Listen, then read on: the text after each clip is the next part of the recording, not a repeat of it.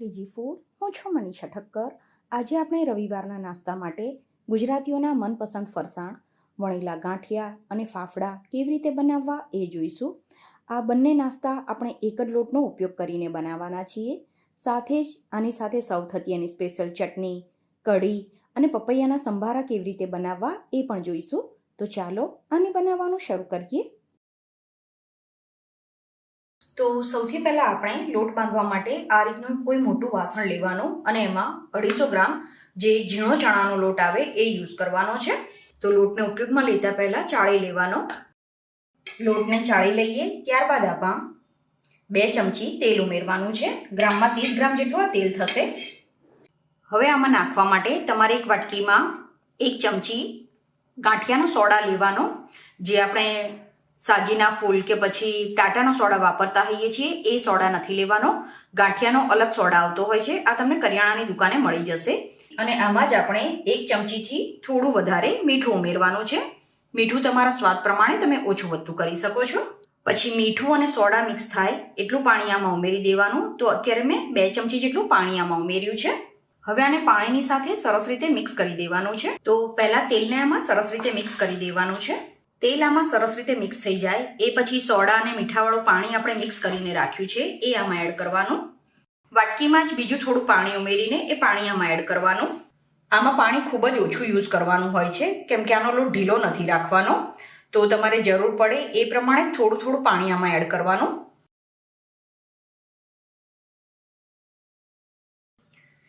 તો આ રીતે મેં બીજું 4 ચમચી જેટલું પાણી આમાં ઉમેરીને આ રીતનો કઠણ લોટ બાંધી દીધો છે.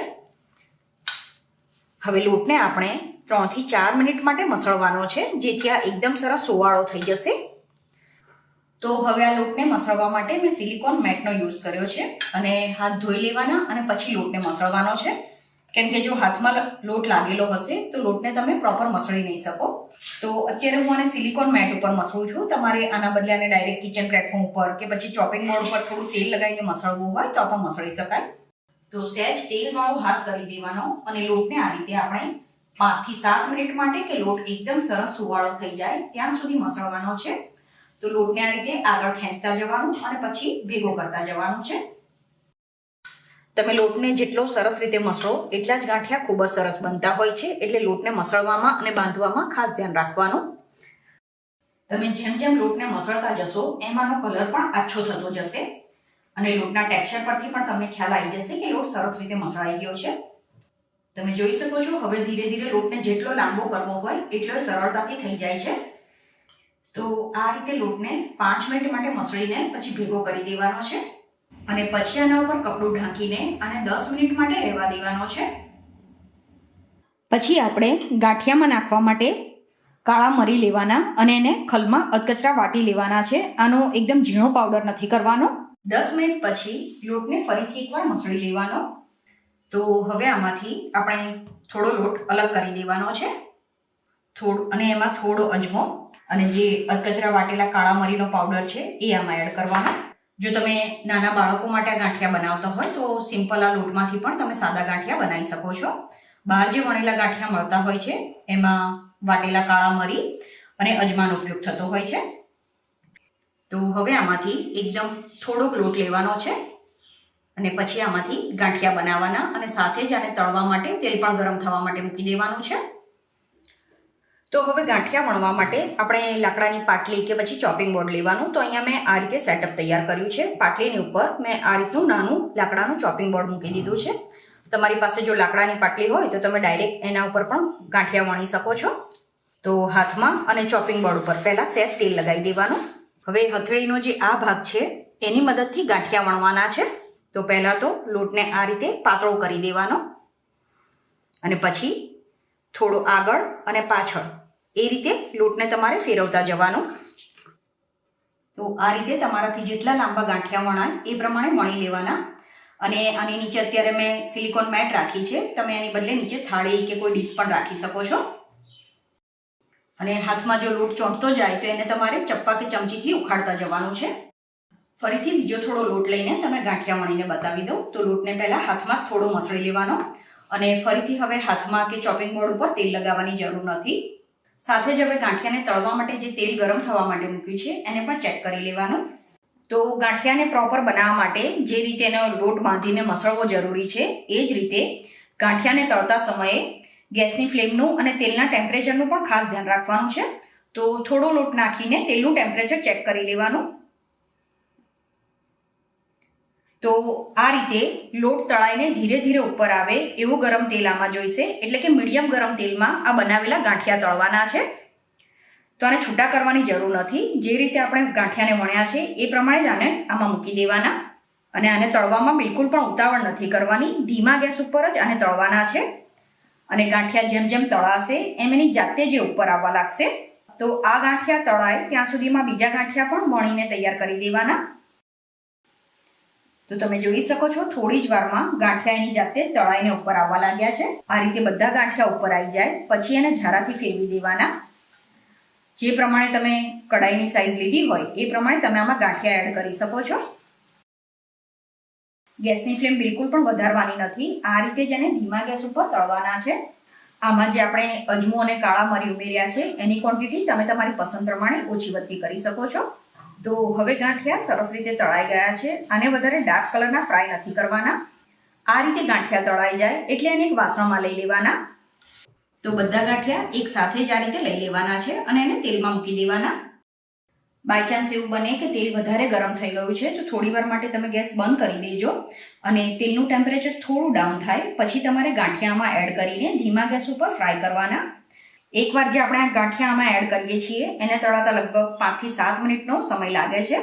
તો જે પ્રમાણે તમે ગાંઠિયામાં એડ કર્યા હોય એ પ્રમાણે તમારે આને ધીમા ગેસ ઉપર જ ફ્રાય કરવાના છે જેથી અંદરથી પણ એકદમ સરસ રીતે તળાય. તો આ ગાંઠિયા પણ એકદમ સરસ રીતે તળાઈ ગયા છે. ગાંઠિયા તળાયા છે કે નહીં એ તમને આની ફરતે જે બબલ્સ થાય છે એના પરથી પણ ખ્યાલ આવી જશે. એ તેલના બબલ્સ ખૂબ જ ઓછા થઈ ગયા હશે. એ પરથી તમારે સમજવાનું કે આ ગાંઠિયા સરસ રીતે તળાઈ ગયા છે. તો આ ગાંઠિયાને પણ હવે તેલમાંથી બહાર કાઢી લેવાના અને આ જ રીતે બીજા બનાવી દેવાના છે. હવે ગાંઠિયાની સાથે સર્વ થતી એની સ્પેશિયલ ચટણી બનાવવા માટે આપણે 7 થી 8 તીખા લીલા મરચાં લેવાના. જે લીલી મરચી આવે એ અહીંયા ઉપયોગમાં લેવાની છે અને આની સાથે જ 3 મોળા મરચાં લેવાના છે. પછી આમાં 1/4 ટીસ્પૂન જીરું, 1 થી 2 ચપટી જેટલું મીઠું, 1 ચપટી જેટલી હળદર અને 1 મોટી ચમચી ખાંડ ઉમેરવાની. પછી 1/4 કપ જેટલી કોથમીર આમાં ઉમેરવાની છે અને પહેલાં આને પાણી વગર વાટી લેવાનું. આ રીતે બધું અધકચરું વટાઈ જાય એટલે જે ગાંઠિયા આપણે બનાવીને રાખ્યા છે એમાંથી અડધી વાટકી જેટલા ગાંઠિયા અથવા તો 8 થી 10 ગાંઠિયા આમાં ભૂકો કરીને ઉમેરવાના. પછી 2 થી 3 ચમચી જેટલું કે જરૂર પ્રમાણે પાણી ઉમેરવાનું. આ ચટણીને જાડી રાખવાની હોય છે એટલે પાણી વધારે નહીં ઉમેરવાનું. સાથે જ આમાં અડધા લીંબુનો રસ પણ ઉમેરી દેવાનો. તો આ ચટણીને તમારે પલ્સ મોડ પર રાખીને વાટવાની છે અને જણાવ્યું પ્રમાણે આને આ રીતે થીક જ રાખવાની હોય છે. હવે ગાંઠિયાની ઉપર મસાલો સ્પ્રિંકલ કરવાનો, જેમાં ગરમ મસાલો, ચાટ મસાલો અને થોડો કાળા મરીનો પાવડર એડ કરવાનો છે. ચટણીની ઉપર પણ આ મસાલો થોડો એડ કરી દેવાનો. ઓપ્શનલ છે, ચટણીમાં મસાલો ના નાખવો હોય તો સ્કીપ કરી શકાય. હવે આની સાથે તળેલા મરચાં સર્વ કરવાના છે. તમે આની સાથે પપૈયાનો સંભારો પણ સર્વ કરી શકો છો. આ ગાંઠિયા ઉપરથી ક્રિસ્પી અને ખાવામાં ખૂબ જ સરસ પોચા બને છે. તો ફાફડા બનાવવા માટે આપણો લોટ તૈયાર છે. આમાંથી એક નાનો લુવો બનાવીશું. તો ફાફડા માટેનો જે લુવો આપણે બનાવીએ એને આ રીતે લંબગોળ રાખવાનો. બાકીના લોટને ઢાંકીને મૂકી દેવાનો જેથી એ સુકાઈ ના જાય. હવે હથેળીનો આપણો જે આ ભાગ હોય એનો ઉપયોગ કરીને આપણે ફાફડાને ઘસવાના છે. તો ચોપિંગ બોર્ડ કે પાટલી કંઈ પણ તમે લઈ શકો છો. ચોપિંગ બોર્ડને આ રીતે એક હાથથી પકડવાનો અને જે હથેળીનો ભાગ છે એની મદદથી આપણે ફાફડાને આ રીતે ઘસવાનો. પછી પાતળા ચપ્પાની મદદથી આપણે આ રીતે ફાફડાને ચોપિંગ બોર્ડથી અલગ કરી દેવાનો છે. તો આ રીતે એકદમ સરસ પાતળા ફાફડા બનાવીને આપણે તૈયાર કરવાના છે. તમે થોડી પ્રેક્ટિસ કરશો તો સરળતાથી તમે આ ફાફડા બનાવી શકશો અને સાથે જ આપણે એને તળતા પણ જવાનું છે. જેમ જેમ તમે ફાફડાને ઘસતા જાઓ એ સાથે જ તમારે એને તળતા જવાનું છે. તો સાથે તેલ પણ ગરમ થઈ ગયું છે તો ફાફડાને આપણે તળી લઈશું. તો તેલ મીડિયમ ગરમ હોય એ સમયે જ આપણે ફાફડાને તળવાના છે. જો વધારે ગરમ તેલમાં તમે ફાફડાને તળશો તો ફટાફટ એનો કલર ચેન્જ થઈ જશે અને ફાફડા ક્રિસ્પી નહીં બને. તો કઢાઈની જે પ્રમાણેની સાઇઝ હોય એ પ્રમાણે 3 થી 4 ફાફડા એમાં નાખવાના અને એને ધીમા ગેસ ઉપર તળવાના છે. અને જે પ્રમાણેની તમે કઢાઈ લીધી હોય એ પ્રમાણે જ તમારે ફાફડા વણીને કે ઘસીને તૈયાર કરવાના. જો કઢાઈ નાની હોય અને ફાફડા તમે લાંબા બનાવશો તો એ વળી જશે. ફાફડાને આપણે વધારે ડાર્ક કલરના નથી તળવાના. આ રીતે એનો આછો કલર હોય એ સમયે જ આપણે એને તેલમાંથી બહાર કાઢી લઈશું. ફાફડાને જાડા નહીં રાખવાના, નહીં તો એ એકદમ ક્રિસ્પી નહીં બને. તો આ રીતે બધા ફાફડા બનાવીને તૈયાર કરી લેવાના. હવે જો તમને હાથથી આ રીતે ફાફડા ઘસતા નથી ફાવતું તો હું તમને બીજી મેથડ બતાવું છું, એનાથી પણ તમે ફાફડા બનાવી શકશો.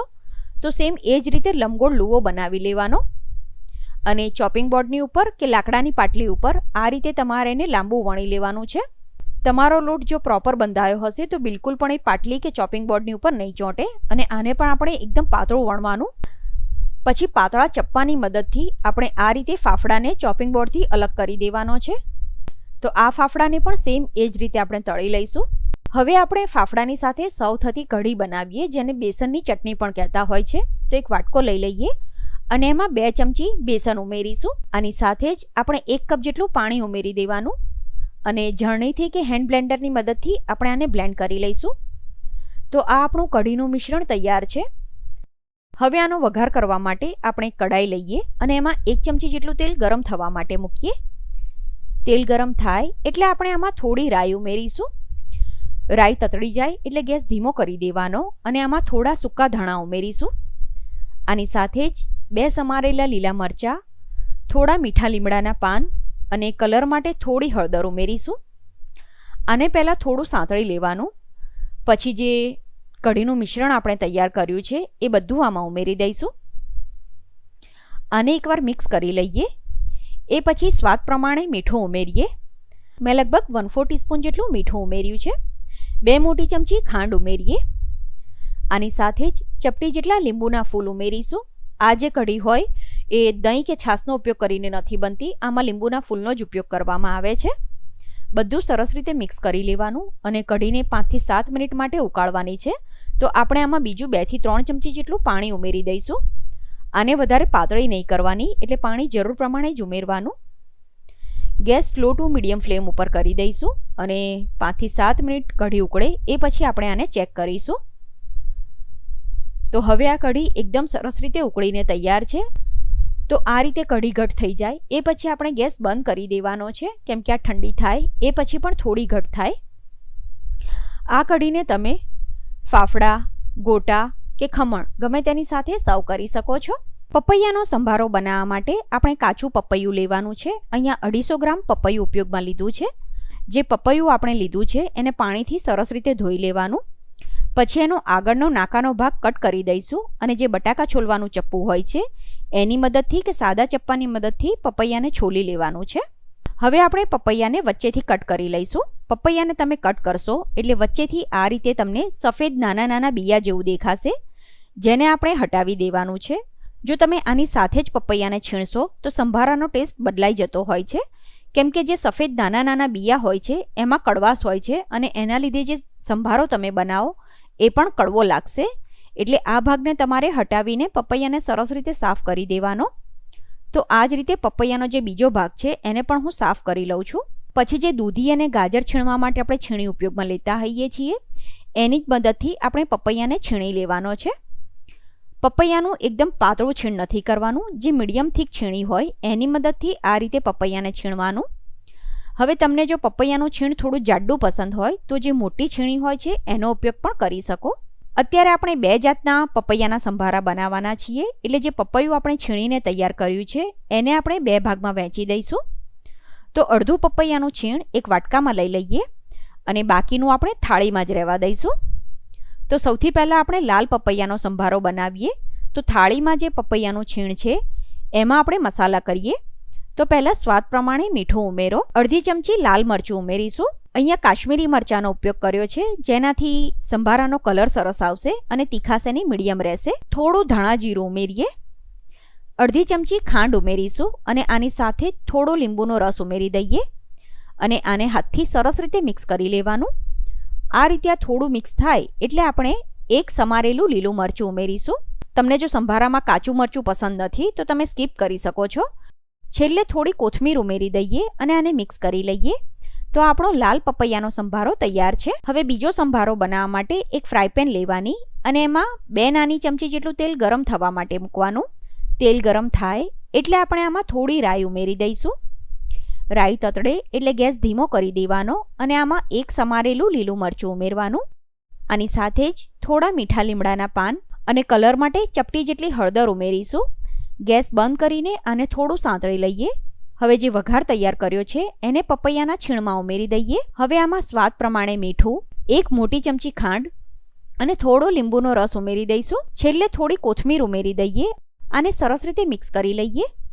આ સંભારામાં લાલ મરચાંનો ઉપયોગ નથી થતો અને આની સાથે જ ખાંડની ક્વોન્ટિટી થોડી વધારે રાખવાની છે. તો આ આપણો પીળો સંભારો પણ બનીને તૈયાર છે. બનાવેલા ફાફડાને આપણે કઢી, તળેલા મરચાં અને પપૈયાના સંભારાની સાથે સર્વ કરીશું. આઈ હોપ તમને મારો આજનો વિડીયો પસંદ આવ્યો હશે.